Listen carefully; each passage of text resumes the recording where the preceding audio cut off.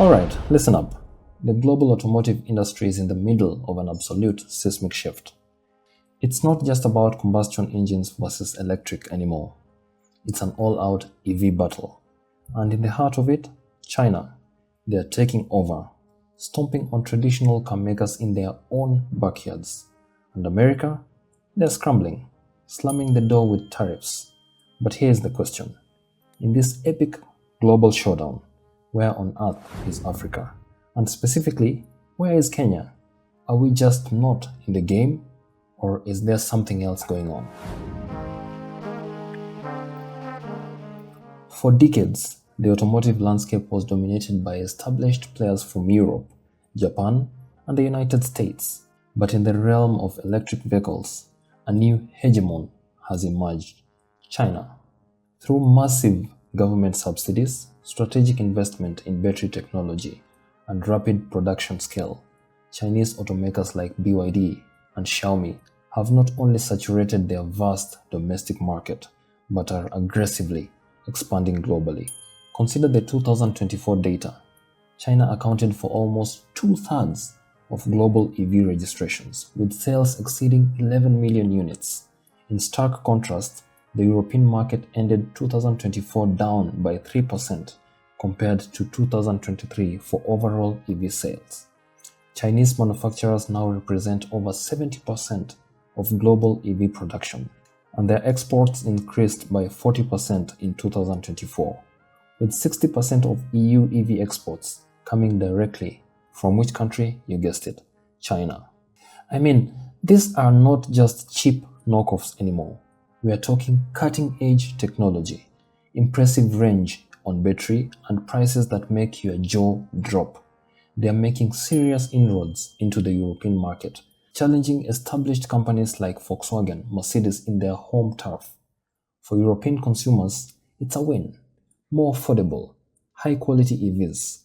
For European car makers, it's a full-blown existential crisis. And then there is America, the land of the free market, but apparently not that free when it comes to Chinese EVs. The US government, under successive administration, has put a towering wall. We are talking over 100% tariffs on Chinese electric vehicles, which officially went into effect in September 2024. This effectively prices them out of the American market. 100%, you can imagine. The rationale behind these aggressive tariffs is multifaceted. Washington cites concerns over alleged unfair trade practices, including state subsidies for Chinese manufacturers. They also talk about intellectual property theft and broader national security implications. The objective is clear: to protect the American EV industry and prevent it from being overwhelmed by a flood of cheaper Chinese imports, thereby safeguarding domestic jobs and technological leadership. Well, when you look at this, it's a protectionist play, pure and simple. They are saying, we'll decide who plays in our sandbox. And right now, China, you are on timeout.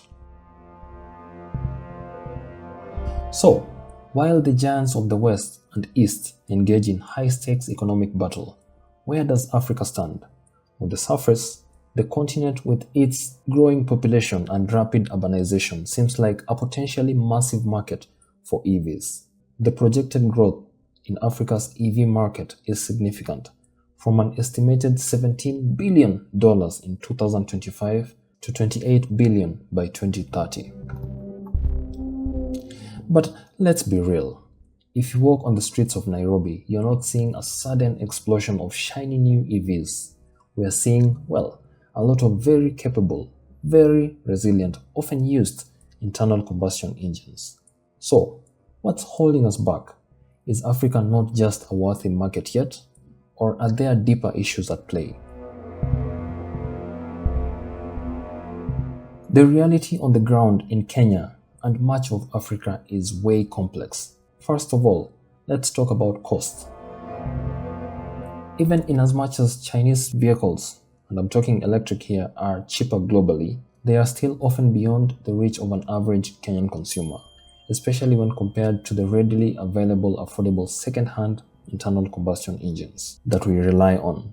We are a market that is dominated by used car imports, and the price point for new electric vehicles, even in as much as they are affordable, is still a major barrier. Think about it. For example, a reliable foreign used Toyota Vitz from 2017-2018 model, which is a popular car here in Kenya, can set you back anywhere between 900,000 Kenya shillings to about 1.3-1.4 million.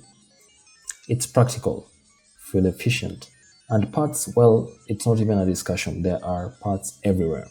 Now, let's compare that to a relatively affordable new electric vehicle entering the Kenyan market. Let's say, for example, a BYD Dolphin. This is a popular compact electric vehicle hatchback from China. It starts at around 2.5 million to, let's say, 2.8-2.9 million Kenya shillings. It offers respectable 300 to 400 kilometer range on a single charge. It's packed with a lot of smart tech. Let us take another example, a new Nissan Leaf, another common electric vehicle, which costs between 3 million to 4 million, depending on battery size and year, etc. It offers a range of around 250 to 350 kilometers. While these two models, of course electric vehicles, are significantly cheaper than a brand new Mercedes or a BMW, it is still double or triple the cost of a perfectly functioning used internal combustion engine. Secondly, let's talk about infrastructure. A robust EV ecosystem demands extensive charging infrastructure.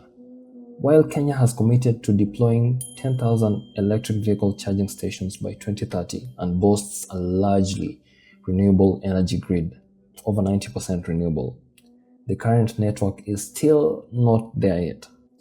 As of early May 2025, Kenya had over just 100 electric vehicle charging stations nationwide, with the vast majority concentrated in Nairobi. These are predominantly level 2 AC chargers, which take several hours to fully charge one vehicle. For instance, a Nissan Leaf with 40 kilowatt-hour battery might take 6 to 8 hours to fully charge. Think about it this way.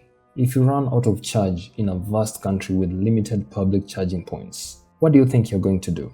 And of course, let's not forget power supply reliability. In as much as our grid is relatively clean, consistent power is not always given in every corner of Kenya. You can't charge your electric vehicles if the lights are out. Despite these challenges, Africa is far from being irrelevant. In fact, it presents a unique opportunity, particularly in the 2 and 3 wheelers. When you look at the numbers, the electric vehicle fleet in Kenya reached at around 9,000 units as of May 2025. Electric motorcycles account for over 90% of this total. In 2024, 7.1% of all new motorcycle registrations in Kenya were electric. This is a big number. Countries like Kenya, Rwanda, and Uganda are seeing a surge in electric motorcycle and tuk-tuk adoption. Look at this. Companies like ROM in Kenya are designing and assembling electric motorcycles specifically for the African market, targeting the massive boda sector, which supports over 3 million riders in Kenya alone. ROM recently unveiled its new facility, ROM Park, aiming for an annual production capacity of 50,000 motorcycles. This is where it gets exciting. We're talking about lower operating costs, no fuel needed, fewer emissions. Actually, it's a game changer for daily commuters and small businesses. Some African governments are also stepping up, offering tax incentives for electric vehicles. In Kenya, this includes reduced import duty, around 10% for electric vehicles versus the 35% for the internal combustion engine vehicles. There is also the VAT exemption of fully electric cars. Let us take an example of another country, Ethiopia. Ethiopia is even bolder. They became the first country in the world to ban the import of all petrol and diesel vehicles in January 2024. Now that's a serious statement. So, looking at all this, Africa and Kenya in particular are not mere bystanders in the global electric vehicle revolution. Rather, they are charting a distinct, often pragmatic pathway. The focus is currently on the most accessible segments: electric motorbikes and, let's say, tuk-tuks, the two-wheelers and three-wheelers. This is where the economic benefits are immediate and tangible for the common Mwananchi, common person, driven by local innovation and supportive government policies. While America builds its tariff walls and China conquers Europe, Africa is quietly laying the groundwork for its own electric future. It might not be about the flashy Teslas or the super cheap BYDs yet, but it's about practical, sustainable mobility for millions. It's an EV story being written not in the boardrooms of Detroit or Shanghai, but on the dusty roads and busy streets of Nairobi and beyond. And that, my friends, is a story worth watching.